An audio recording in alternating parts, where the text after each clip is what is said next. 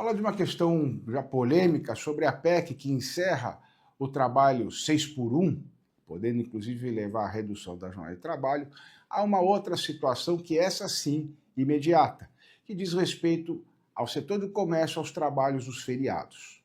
Uma lei de 2007 e depois uma portaria de 2023 coloca que os trabalhos aos domingos é permitido, desde que a cada 3 finais de semana tenha que ter um repouso, pelo menos no domingo. Em relação ao trabalho aos feriados, ele só seria autorizado através de uma convenção coletiva, ou seja, uma negociação entre o sindicato patronal e o sindicato dos trabalhadores. Essa portaria de 2023, que define, então, regulamenta essa questão da convenção coletiva para que possa haver o trabalho nos feriados, ela entraria em vigor neste mês de março de 2026.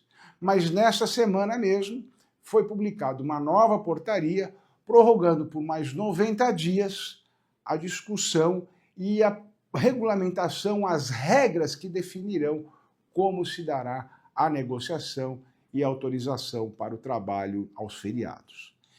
Essa norma diz respeito ao trabalho no setor do comércio, mas é importante nós vermos o seguinte: estão levando a convenção coletiva, e isso é por conta de lei, não é nem por conta dessa portaria, toda a autorização para o trabalho aos feriados.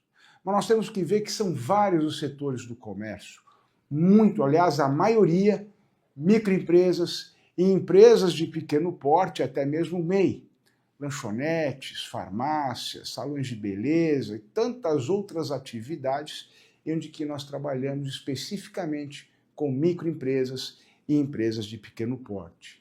As convenções coletivas vão definir normas aí para toda a categoria e colocar muitas vezes a mesma regra até para micro, pequenos, médios e grandes empresas. O que se deve ver nessa regulamentação, e é fundamental isso agora, é olhar também os pequenos negócios. Ou seja, numa relação em que o empresário, empregador e o empregado estão muito mais próximos, pequenas empresas com 5, 10 trabalhadores, eles podem negociar, ou eles deveriam poder negociar essa relação dos trabalhos aos domingos, trabalhos em feriados, individualmente, através de uma negociação entre o empresário, o empregador e o seu empregado, próximos, onde um conhece o outro. Claro que poderia haver uma fiscalização, tanto do Ministério do Trabalho, como vai haver, assim como uma orientação das entidades sindicais. A recomendação que nós aqui colocamos, a sugestão até para isso, é que nas microempresas, empresas de pequeno porte, deva haver um instrumento que regulamenta isso, mas que não esteja vinculado a uma negociação entre sindicatos. Até porque, se nós pensarmos no volume, na quantidade de empresas que existem, vai ser muito difícil ter uma negociação coletiva específica para cada empresa, específica para cada realidade que se altera muitas vezes de um bairro para o outro. Isso é fundamental, olhar a realidade para evitar justamente que se leve a uma informalidade, que se leve a insegurança jurídica, seja para o trabalhador, seja para o seu empregador.